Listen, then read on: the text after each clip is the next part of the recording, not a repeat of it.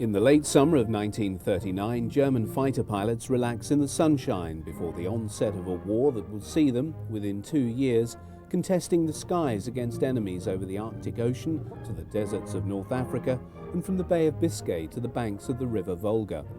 Within 5 years, the Reich will have shrunk to the borders of the homeland, and the fighter arm of the Luftwaffe will have been driven to extinction in the very skies above Germany itself.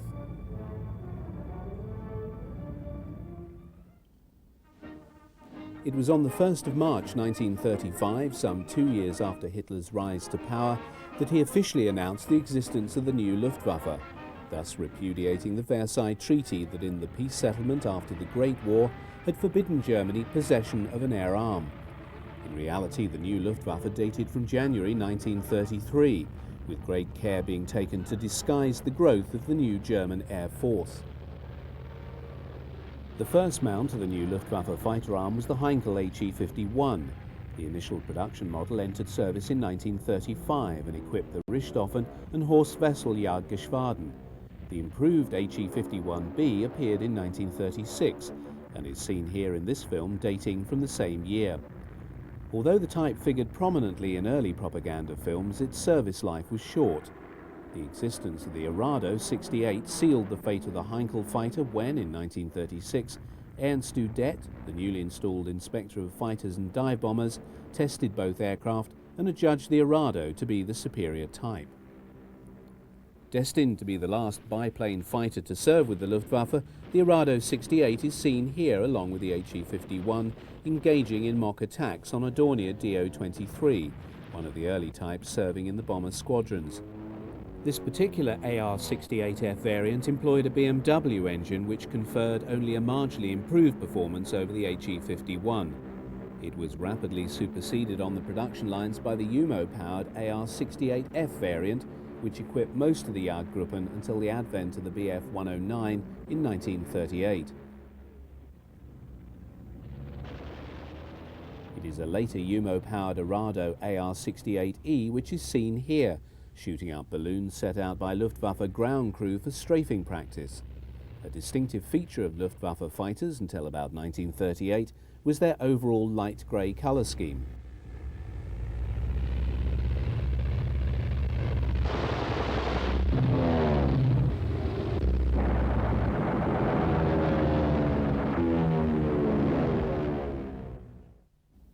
The fortunes of the Jagdverband was to be anchored to the firm of Messerschmitt when, in November 1935, its Bf-109 contender was selected to become the primary equipment of the future fighter arm. In 1937, the 109B began entering service, but low production meant that by the end of that year, just 3 Gruppen, belonging to JGs 132 and 234, had the 109 in service. Licensed production of the type to Fiesler, Focke-Wulf and Ehrler, and appearance of the new C variant in 1938, saw numbers of the type increasing. These examples of the improved 109D are seen at the Jüterbog Dam base with an early Ju-90 in 1938. When General Franco raised the flag of revolt against the People's Government in Madrid in July 1936, he appealed to both Germany and Italy for military assistance. Hitler dispatched 20 Junkers 52 transports to Spain to aid Franco's cause. This was followed in short order by other aircraft, including Heinkel HE-51s. The growing German involvement was carried out ostensibly by volunteers, although most were seconded military personnel sent to Spain in great secrecy. By November 1936, German involvement became more open and the Condor Legion was born. In March 1937, Me-109Bs first saw combat, proving superior to the Soviet-supplied I-15 and I-16 fighters. New tactics were forged by the likes of Werner Molders, and the combat experience gained by pilots such as Galland, Lutzow, Harder and others was put to good use back in Germany. Thus, when Germany invaded Poland on the 1st of September 1939, with the Second World War beginning 2 days later, the Luftwaffe, although officially less than 5 years old, had already been blooded and had also amassed a repertoire of combat experience that would give it great advantage over its enemies in the opening years of the conflict. Of the 1,600 aircraft amassed by the Luftwaffe for the air phase of Case White, just over 200 were Me-109 fighters.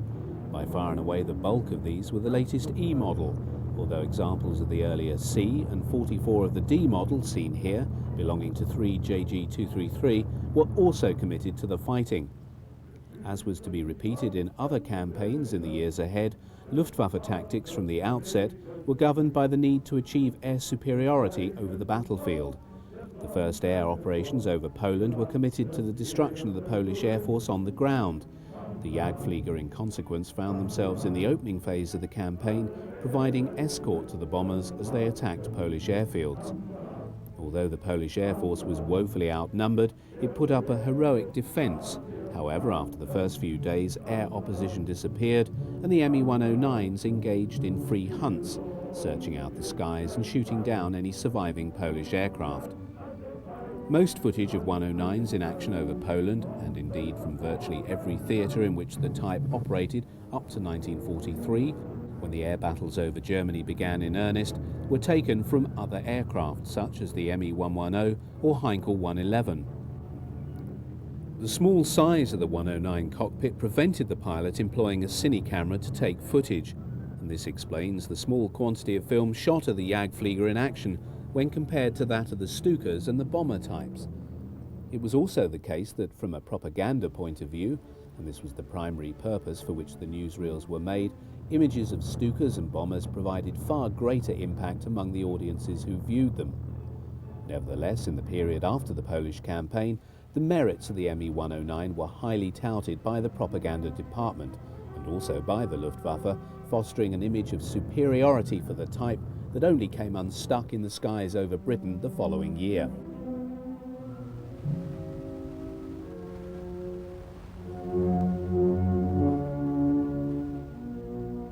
As the ground forces advanced, propaganda company cameramen attached to army formations filmed the handiwork of the Luftwaffe.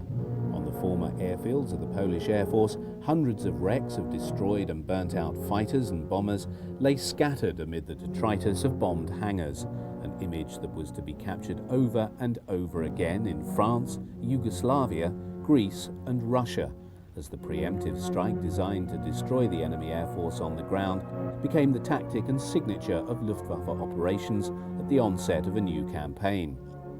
Control of the air was the prerequisite for the success of the Blitzkrieg strategy that was to give the Wehrmacht its great victories in the opening years of the Second World War.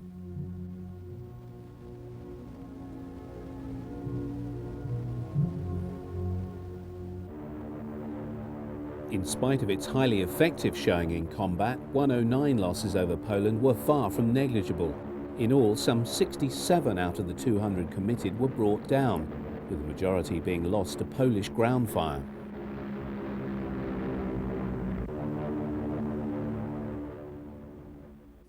When Joseph Goebbels visited an Me-109 unit during the winter of 1939-40, the dark green camouflage was already giving way to light blue underwing and fuselage sides, and a two-tone green splinter finish on the wings and fuselage top. By early 1940, almost all early 109 models had been replaced by the Emil, as it was known to its pilots. In its E3 variant, the Me-109 was at the forefront of fighter technology during this period. On the eve of the German invasion of France and the Low Countries on the 10th of May 1940, the Luftwaffe could deploy nearly 1,000 Me-109E models. When the Luftwaffe was unleashed in the early hours of the 10th of May, its initial targets were the mass of aircraft based on all 72 Allied airfields across France and neutral Holland.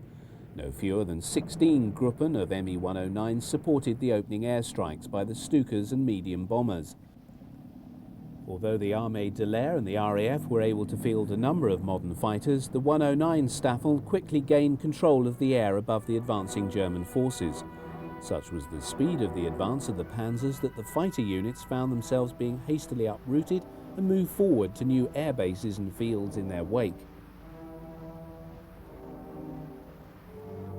The British, having fallen back on the port of Dunkirk following the German drive to the Channel coast in their rear, now proceeded to organise the seaborne evacuation of their expeditionary force. Hitler, however, had halted his panzers in their drive on the port and accepted Goering's assurance that the Luftwaffe could block any British rescue attempt. With the launch of Operation Dynamo, hundreds of ships of all sizes now attempted to lift off the Anglo-French forces from the port and beaches around Dunkirk in the face of a determined attempt by the Luftwaffe to sink them.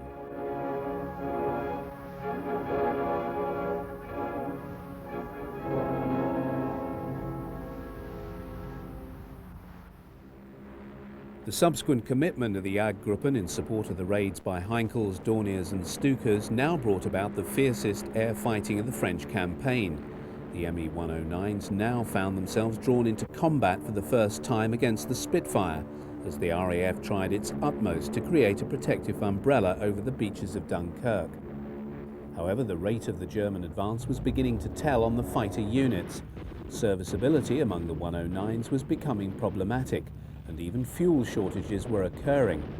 However, it is also clear that in their encounters with the Spitfire, the Jagdflieger had the clear impression that they had, for the first time, come up against an aircraft as effective as their own 109, and piloted by men just as professional as themselves.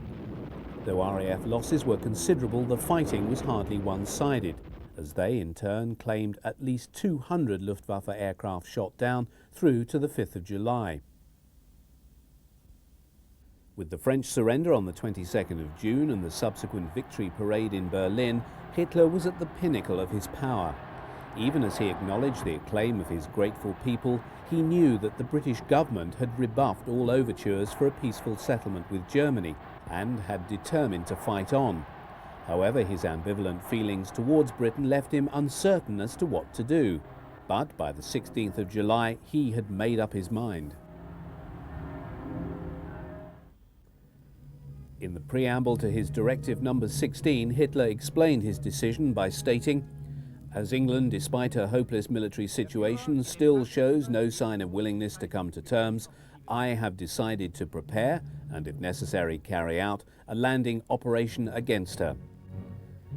Given the code name Sea Lion, all however turned on the proviso that air superiority can be obtained. Herein lay the rub, for without the reduction of the RAF in the skies over England and a guarantee that the invasion forces would not be attacked from the air, the enterprise could not be entertained.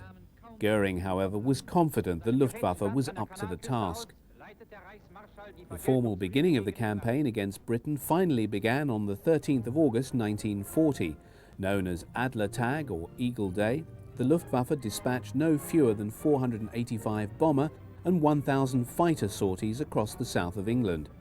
Although much of the attrition among the single-engine fighter formations had been made up, the number of Bf 109s available stood at some 760 machines, somewhat less than on the 10th of May.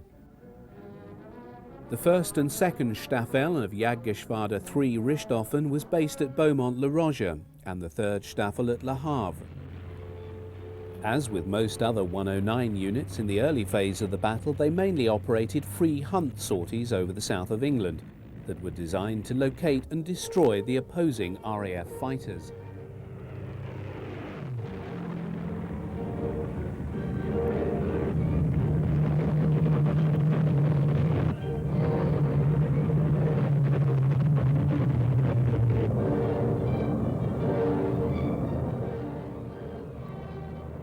In the free-ranging sweeps, the Jagdflieger employed tactics first worked up in Spain.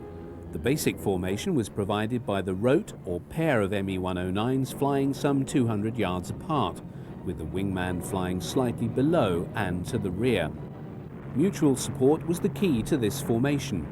The Schwarm employed 4 109s, in effect 2 pairs operating in tandem. These formations bestowed great flexibility on the German fighters and allowed them to deal effectively with the far more rigid 3-plane RAF Vic formation employed by Spitfires and Hurricanes. During the battle, pilots on both sides came to be portrayed as heroes by their respective media. Here, the face of Werner Mulders stares out from the cover of the Dutch edition of the magazine Signal. As the first pilot in the new Luftwaffe to be awarded the Oak Leaves to the Knight's Cross, Mulders' career was avidly followed by the propagandists, especially when appointed to command JG 51 on July the 27th. Adolf Galland was also lauded by the press. Although seen as perhaps playing second fiddle to Moulders, he and Galland were friendly rivals in the ace stakes, each amassing high scores. Both, however, were partially eclipsed at this time by the meteoric rise of Helmut Wick. In 4 months in 1940, Wick was promoted by Goering from Staffel captain of 3 JG2 to Geschwader Commodore.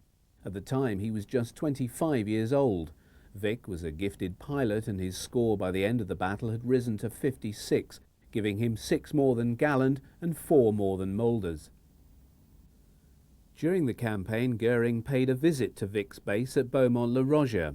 As the air battle over England progressed, Goering began to express much unhappiness to the fighter commanders over the very high losses suffered by the bombers. The Stuka had been shown to be highly vulnerable. The concept of the heavy escort fighter had been found to be wanting in the high losses experienced by the Me-110, and the bombers were being shot down in large numbers by the RAF. Goering now demanded that his fighter commanders change their tactics. Wick, however, would die over the Channel in November. As for many German Jagdflieger who crashed into the Channel, rescue would be by HE-59 seaplanes marked with red crosses, even though the RAF regarded them as legitimate targets.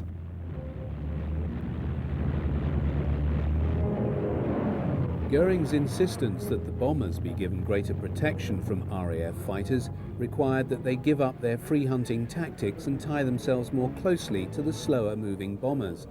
In the case of the Dornier 17 and Heinkel 111, the 109s had to throttle right back to maintain station with these much slower-moving aircraft. If escort duty had to be carried out, the Jagdflieger preferred to cover for the faster Junkers Ju-88s, as seen in this footage. With the switch from attacking RAF airfields to bombing London, the ability of the Me-109s to give the protection to the bombers that Goering demanded was simply not possible by virtue of the short range of the Messerschmitt fighter. Lacking drop tanks that could have extended their range, the short-legged 109 carried only enough internal fuel for a radius of just 125 miles from their base. The escort task required that they accompany the bombers from the French coast to the target and then back to the Channel. As the fighters needed to retain at least a small amount of fuel for combat over the target, this severely constrained the nature of the route flown by the bombers.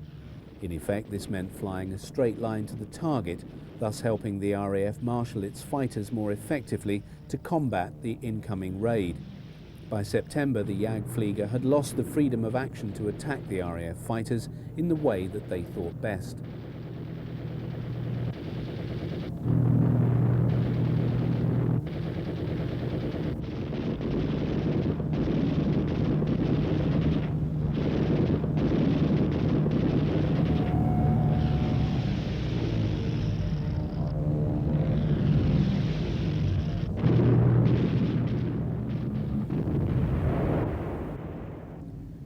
From September 20th, the move to shift air raids on England to the night was a virtual acceptance that the attempt to defeat the RAF and achieve air superiority prior to an invasion had failed. In the 4 months of the Battle of Britain, the Luftwaffe had lost a total of 610 Me-109s and very many experienced pilots, whose loss was even more significant. But as a fighter, the Me-Bf 109 had not been found wanting, nor had the pilots that flew them. Goering felt he'd been betrayed by his Luftwaffe, and the Jagdflieger were his scapegoat. On June the 22nd, 1941, 3 million German troops crossed the Soviet frontier in the greatest land invasion in history. The cutting edge of Operation Barbarossa lay in the Panzer formations, whose task was to encircle and destroy the bulk of the Red Army before it had time to withdraw from the western frontiers into the depths of the Soviet hinterland. So optimistic was Hitler that the tried and tested blitzkrieg technique would yield success against the Red Army that he anticipated the Eastern Campaign being brought to a successful conclusion in just a few months. Crucial to the success of the opening battles of the frontiers was the assumption that even before the end of the first day of the campaign, the Luftwaffe would have established air superiority. The Priority task of the four Luftflotten committed to the operation was the destruction of the bulk of the Soviet Air Force on the ground in the opening hours of the war. To ensure this happened at the same time as the German forces were crossing the frontier, the Luftwaffe arrived over the Soviet airfields at exactly 0330 hours. All combat types, from the 775 level bombers, 310 Stukas and 830 single-engined Me-109s committed to the war in the east, all found themselves dropping vast numbers of small fragmentation bombs on lines of Soviet aircraft lined up on airfields all over European Russia and the Baltic states.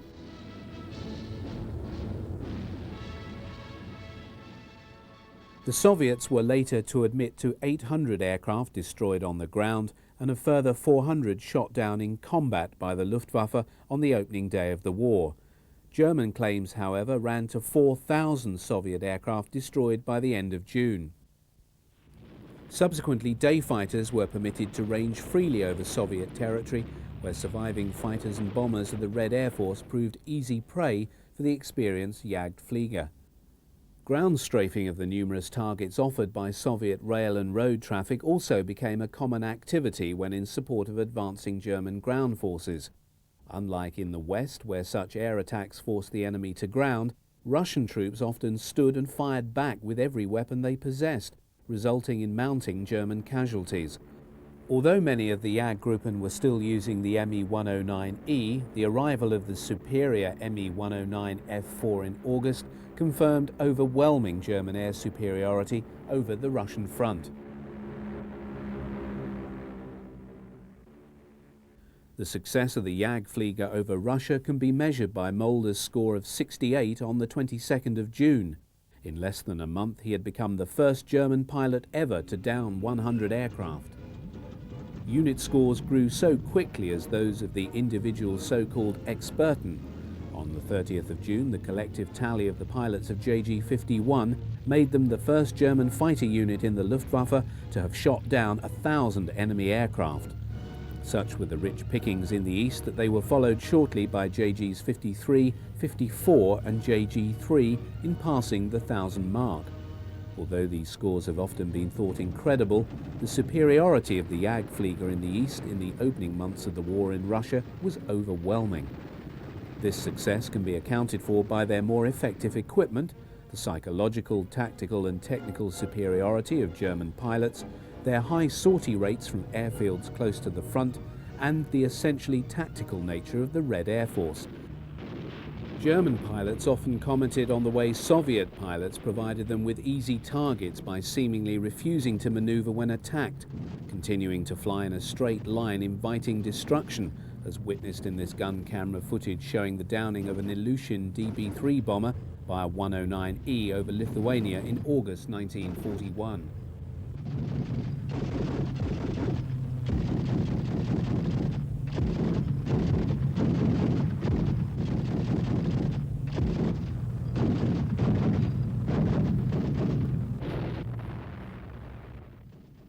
In the autumn, Goering met high-ranking Luftwaffe staff and chosen fighter commanders in East Prussia. Present was Mulders, who was displaying the diamonds to his Knight's Cross, awarded by Hitler on the 16th of July. Als Flugzeugführer in einem Kampfgeschwader hatte besondere Aufgaben zu erfüllen. In weit über 100 Feindflügen. Witnessed by Udet, Goering presents the Knight's Cross to Airman Rudolf Knacker. Among other fighter commanders present is Walter Uzau of JG-2.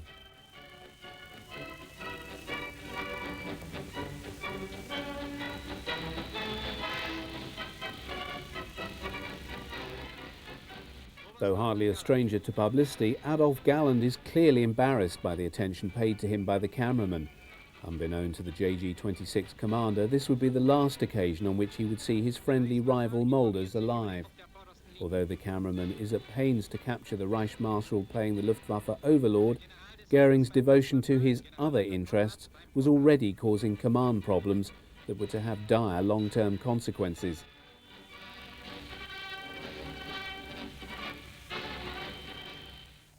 Following his 115th victory, Goering had promoted Mulders to full colonel and appointed him Luftwaffe's Inspector der Jagdflieger.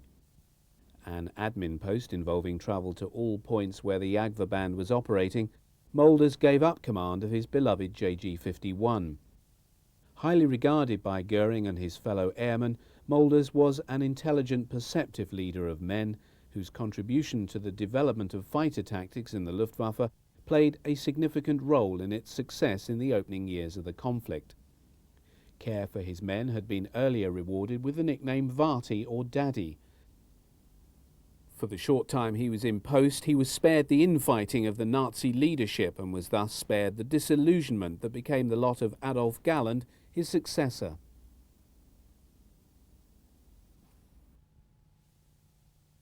By 1941, the RAF had grown strong enough to embark upon a limited air offensive over France. Two types of ops were flown, both involving attacks on shipping, docks, railway sidings and military bases along the French coastal region to tempt the Luftwaffe into the air. This would then provide the opportunity of defeating German fighter units in combat. The first of these operations was christened Rhubarb, an air sweep over northern France flown by a squadron of fighters. The second and larger of these was named the Circus and involved both bombers and fighters. The core of the operation was provided by a detachment of Bristol Blenheim 4 medium bombers numbering from 25 up to 80. Escort for these was then provided by several squadrons of Hurricanes and Spitfires, amounting to as many as 200 fighters on the bigger Circuses. These had the task of hunting down and destroying the German fighter units as they rose to attack the bait offered by the bombers of the incoming raid. Although still the mainstay of the medium bomber squadrons, the Blenheim was a dated design, and though due for replacement in the near future, still equipped some 11 light bomber squadrons and bore the brunt of Circus operations until early 1942. Even when escorted by fighters, its slow speed and poor armament resulted in high losses to German fighters and flak.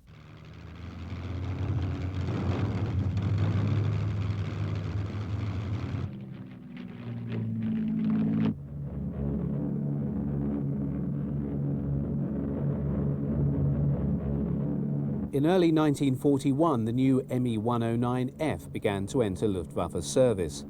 Due to the appearance of the superior cannon-armed Spitfire 5B in February, delivery priority had been given to units serving on the Channel coast, with JG-2 and JG-26 receiving their first 109Fs in March and April.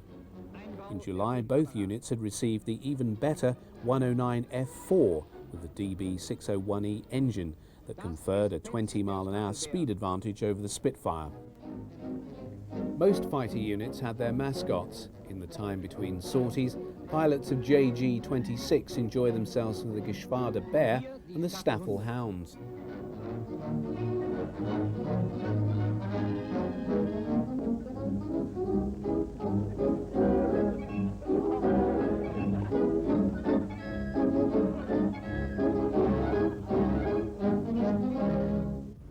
As JG-2 was spread around a number of airfields in the Pas de Calais and the three Gruppen of JG-26 distributed from Clermont through to the Belgian border near Abbeville, warning time of an incoming enemy raid was very short. On some occasions, Adolf Galland, as Commodore of JG-26, ordered the whole Geschwader scrambled, whilst on other times just one group would be dispatched to deal with the incoming enemy. It was the size of the raid that determined the response, but a high level of readiness was expected at all times. Gun camera film taken from 109Fs after this raid shows a number of Spitfire 5s being shot down. Other pilots who've not been scrambled and ground crew watch as Hurricanes carrying bombs under wing roar low over buildings on the edge of the airfield.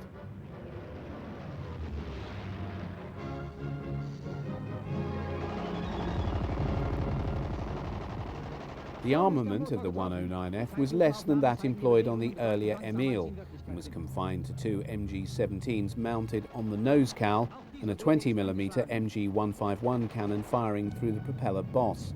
As all weapons were mounted along the aircraft's centre line, it made the 109 highly effective in air-to-air combat.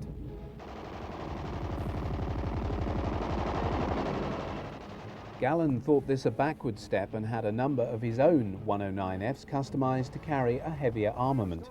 An extra 20mm cannon was fitted in each wing, and he had the cowl machine guns replaced with the more powerful 13mm MG-131.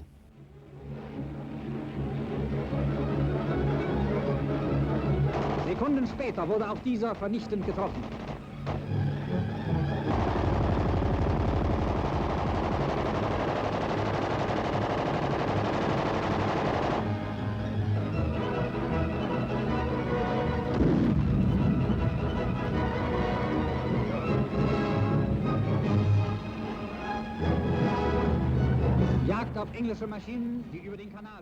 In what appears to be a rogue edit that has crept into this report, gun camera film from an ME-109 shows it shooting down an RAF Lysander Army Cooperation aircraft over the Channel. It seems likely that it was caught flying near the coast of England by the 109 on a day sweep over the Channel. However, it's quite possible that it was serving with flight number 419, whose task was to fly agents into France. British losses in 1941 on Circus Ops amounted to 849 fighters.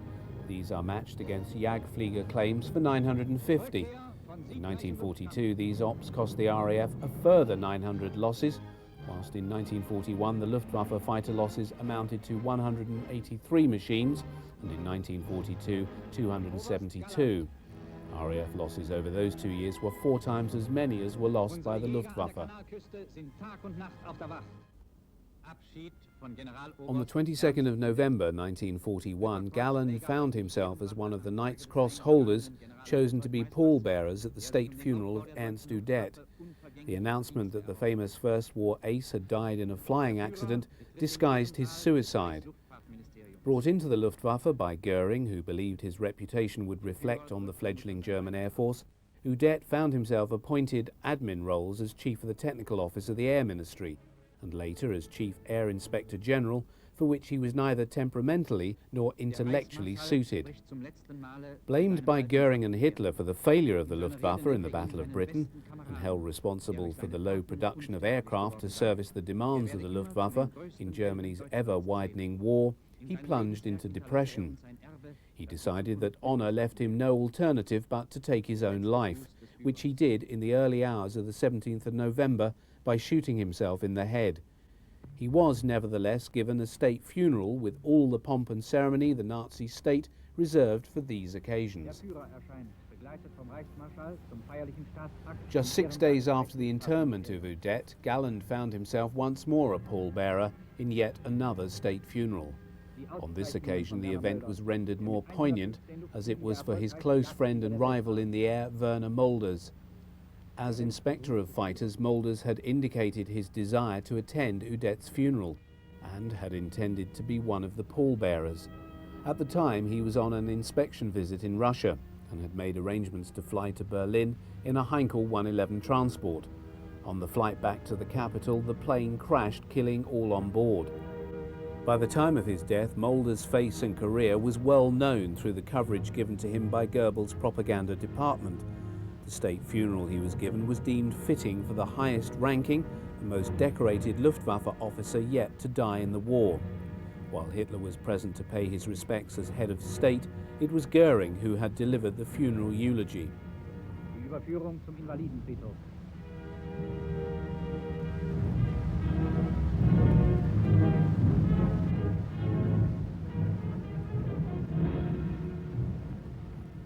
Among those in the funeral cortege were high-ranking Luftwaffe officers such as Field Marshal Milch and the commanders of the various Luftwaffe air fleets, including Kesselring, Stumpf, Lotzer and others. To their rear followed many of the commanders of the Jagdgeschwaden who'd come to pay their last respects to the former inspector of the Jagdflieger. Goering followed immediately behind the gun carriage bearing the coffin of the flyer as it wound its way through the streets of Berlin to the famous Invaliden War Cemetery, in which many of the famous figures from Prussian and German history were buried.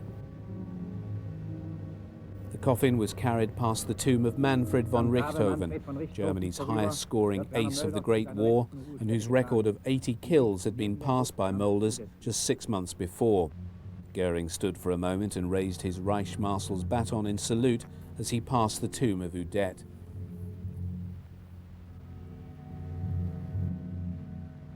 As Mulder's coffin was lowered into the ground, Galland, fleetingly seen here, was standing with the honor guard at the side of the grave with his sword drawn.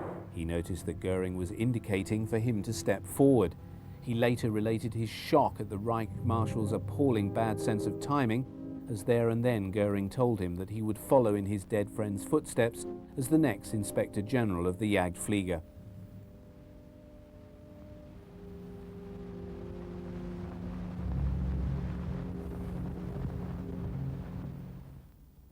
Barely a fortnight later, Operation Typhoon, the offensive launched to capture Moscow before the onset of winter, failed on the very outskirts of the city. Amid plunging temperatures, the exhausted German forces were then assailed by a carefully planned Soviet counteroffensive. In the worst winter to hit the Soviet Union for 50 years, the Wehrmacht stared disaster in the face as the Red Army pushed the Germans back from the gates of their capital. Unlike the army, the Luftwaffe had had the foresight to lay in supplies in the event of a winter campaign. But for those conducting air operations in temperatures as low as 40 below and amid driving blizzards, they were faced with challenges never experienced before. JG-54 Grünherz was based on the airfields of Siverskaya and Gatshima and flew operations over Leningrad employing Bf-109Fs. One of the premier pilots of the Geschwader was Hans Philipp, who served with the first Gruppe. Mobile heaters were necessary to pipe warm air onto the engines of the 109s to ensure that they didn't seize up in the bitter cold. Philipp, better known as Phipps, prepares to fly his 109 off on a mission. Prominent on the side of his fuselage is the green heart and the shield with the Nuremberg coat of arms denoting the first Gruppe. It became common practice among 109 units serving in the east to remove the undercarriage covers in the autumn and winter to prevent build-up by mud and snow. These 109s of one JG-54 have been scrambled to intercept an incoming Soviet raid. Dort ein Sowjetjäger. As the combat is viewed from the ground, Philip's gun camera captures his destruction of a Yak-1 fighter, an example of the new generation of Soviet types appearing in increasing numbers over the Eastern Front, and a portent of the vast number of more effective aircraft soon to make their appearance in the ranks of the Soviet Air Force. Whether shot down by Soviet fighters or by the hail of ground fire thrown up by Russian troops whenever German planes flew overhead, Luftwaffe pilots would be desperate to bring their aircraft down behind their own lines.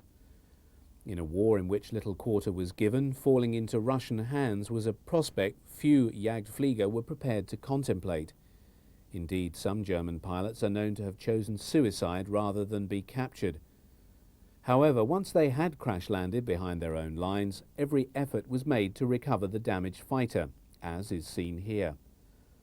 Luftwaffe ground crew have secured the assistance of an Army 8-ton half-track to recover this downed 109F belonging to JG-54. Against a backdrop of very high Luftwaffe losses since the onset of the Russian campaign, every attempt was made to recover downed fighters, repair them, and put them back into service. In this case, the damage to this 109 does not appear to be excessive. Removal of the propeller boss has enabled a steel towing cable to be wrapped around the prop, and the aircraft is then dragged across the field back onto the road. From here it'll be returned to the airfield for rebuilding. Newsreel cameramen were often on hand to cover awards to servicemen at the Führer's headquarters in the Wolfschanz at Rastenburg in East Prussia.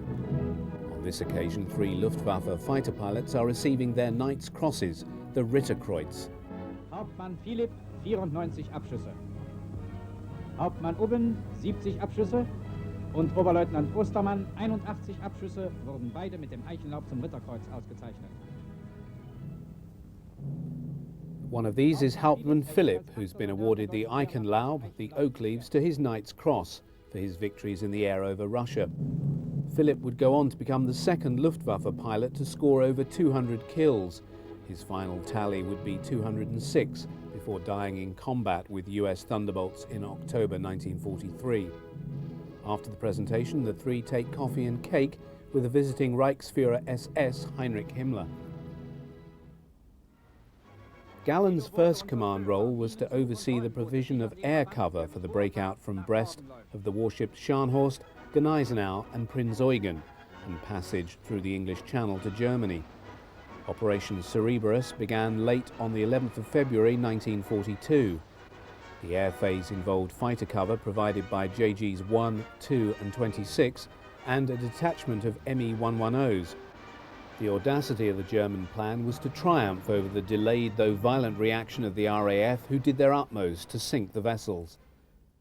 German involvement in North Africa from March 1941 onwards was a consequence of accident rather than design.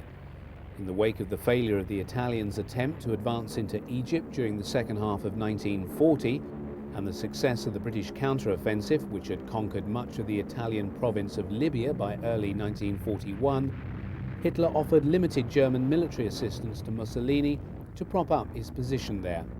Both on the ground and in the air, Italian forces had performed poorly against the inadequately armed British forces. When Erwin Rommel was appointed to command the German Afrika Korps, the small expeditionary force built around the 5th Light Division, his brief was to support the Italian position in Libya in the face of the British advance towards Tripoli. However, the general had other ideas, and he intended to go over to the offensive as soon as his forces were strong enough to sustain such an operation.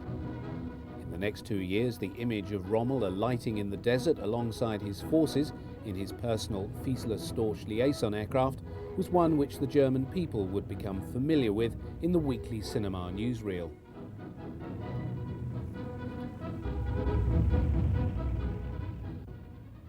To protect the vulnerable Stukas, fighter support was provided by Me-109Es of 1st Gruppe JG-27 and the 7th Gruppe of JG-26. In September 1941, the first Me-109 F1 and F2s appeared in the theatre with the arrival of the 2nd Gruppe of JG-27. While the African theatre produced a number of stars among the ranks of the Jagdflieger, none shone more brightly than Lieutenant Hans Joachim Marseille. Although his final tally of 158 confirmed aerial victories at the time of his death on the 30th of September 42 was much less than the very high scores of many aces serving in Russia, all of Marseille's kills had been against the RAF in the West and North Africa. Here, the skills of the British and Commonwealth pilots were generally of a higher order than those of the Red Air Force. Indeed, Adolf Gallen placed Marseille in the foremost rank of the Experten when he described him as the unrivaled virtuoso of the fighter pilots. He first saw service in 1940 when he joined the 4th Gruppe of JG-52. His scoring career took a while to take off, achieving just 6 victories in his time on the Channel front. His behaviour and attitude at this time did little to endear him to his unit commander, Johannes Steinhoff. Transferred to 1st Gruppe of JG-27 at the end of 1940, thence to North Africa in March, his tally of skills began to grow rapidly thereafter. In his preferred mount of the Bf-109F, his intuitive skills as a pilot enabled him to dispatch enemy aircraft with an economy of ammunition that became legendary.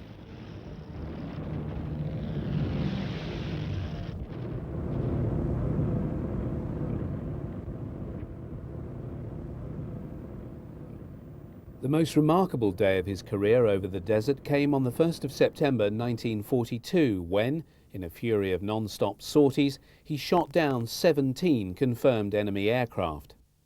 By this time he was a familiar feature in the newsreel reports from the theatre.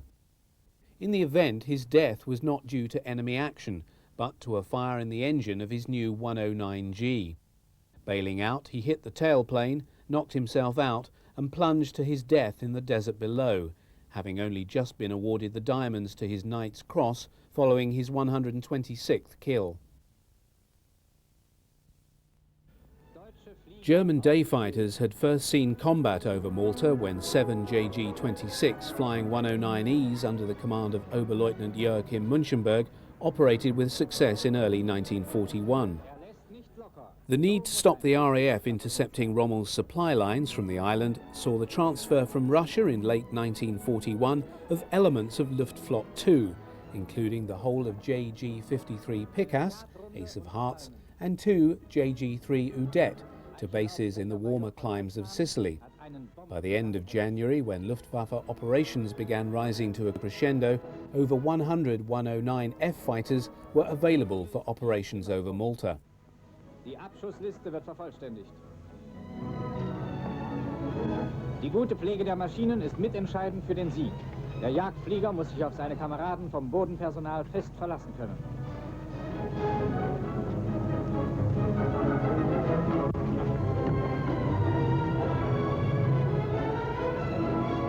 Glocki muss verschwinden.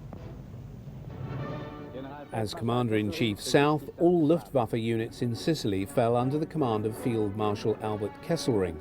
Known to his troops as Smiling Albert because of his ready grin, he's seen here paying an inspection visit to one of the units of JG-53.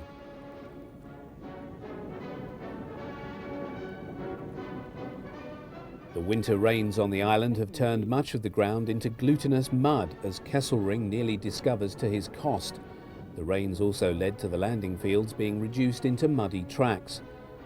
The Field Marshal also takes the opportunity to take a closer look at an Me-109F.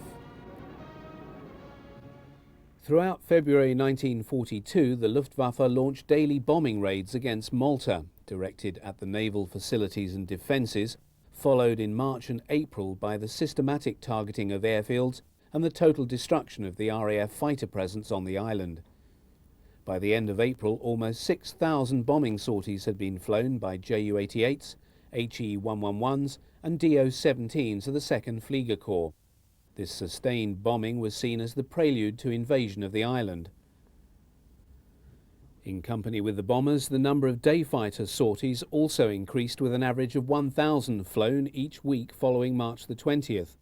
Although 15 Spit-5s had been flown into Malta during the same month, and subsequently encountered in combat over the island by the Me-109s, the Jagdflieger still increased their score over the RAF fighters.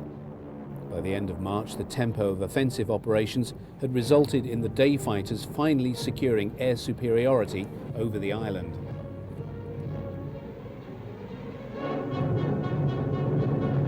Das ist Malta. Im Tiefflug geht es an der Steilküste entlang.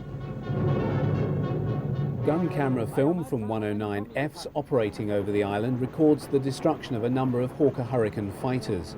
This was the primary RAF fighter defending the island until the arrival of the Spitfire, and its performance was significantly less than that of the 109F and usually ended up coming off worst in air-to-air combat. From 1942, the Hurricane was increasingly being replaced by the Spitfire in the Desert Air Force's fighter role, and being employed far more as a ground attack type and fighter bomber.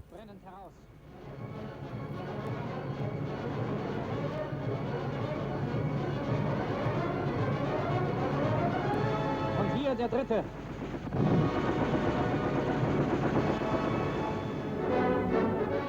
With the failure to implement Operation Hercules and the British reinforcement of the defences of Malta, air superiority over the island was lost by the Luftwaffe during mid-1942. For the Luftwaffe and RAF, the most significant event in the ongoing air war over the Channel and northern France in the second half of 1941 and into 1942 was the entry into service of a formidable new fighter plane in the ranks of the Jagdverband. The Focke-Wulf FW-190 was first seen by German audiences in a sequence that begins with the pilots and ground crew of the Geschwader relaxing before the onset of battle.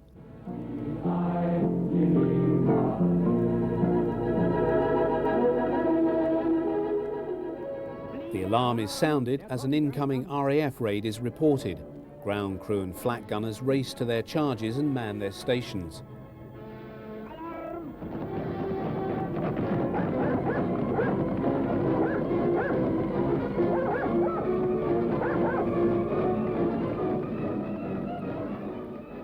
Luftwaffe airfield defences were based around numerous light 20mm flak guns, medium 37mm flak weapons seen here, and batteries of the heavier calibre 88mm guns. These would provide the first line of defence against the incoming hostiles.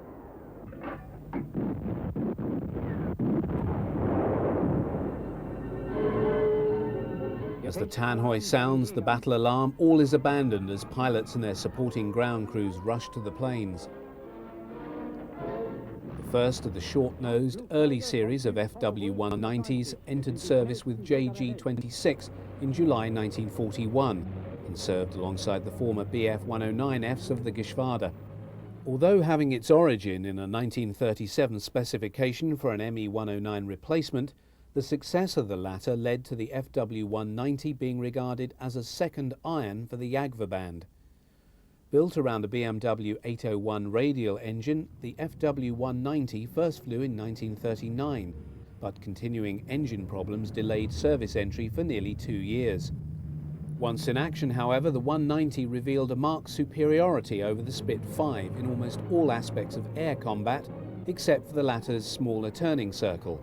The 190 reigned supreme until the second half of 1942, when the RAF rushed the improved Spitfire Mark IX into service.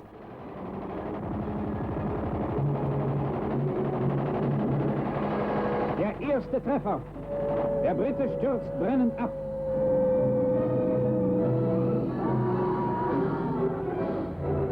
Kondensstreifen zeigen den Weg der Flugzeuge und den Verlauf des Kampfes.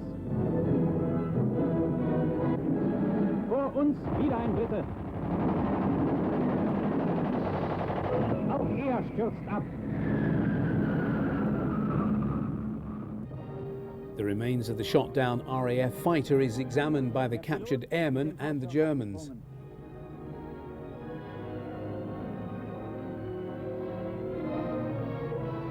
The returning Me-109s and FW-190s fly over the airfield, a number waggling their wings to indicate victories in the air battle. In the post-battle analysis, Joachim Müncheberg talks tactics with fellow flyers, while ground crew add further victory bars to the rudder of an Aces 190. Also seen is the irrepressible Pips Priller, who is to become Commodore of JG-26 and remain its commander through to war's end. Priller was an inspiring leader and a superb pilot, amassing a tally of 101 victories, all achieved in the West. He is perhaps best remembered as one of 2 Luftwaffe pilots to strafe the Normandy beaches on D-Day and live to tell the tale, an event recaptured in the film The Longest Day. The alarm sounds once again as a further raid, this time by RAF light bombers, is reported inbound. The pilots rush to their planes and there is a further scramble as 109s and 190s roar off to attack the enemy aircraft. The Luftwaffe fighters home in on the defending fighters as the gun cameras catch more shots of RAF fighters being shot at and brought down.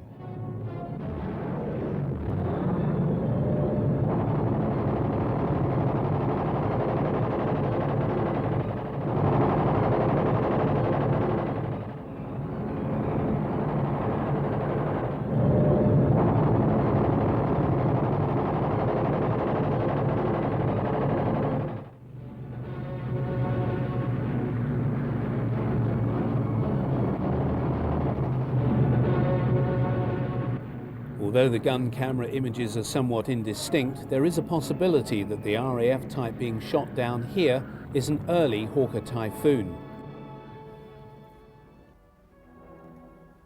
Although only crashed RAF aircraft are shown here being sent for scrap in Germany, 1942 also witnessed the appearance of the first fighters and bombers over France wearing the US stars and bars.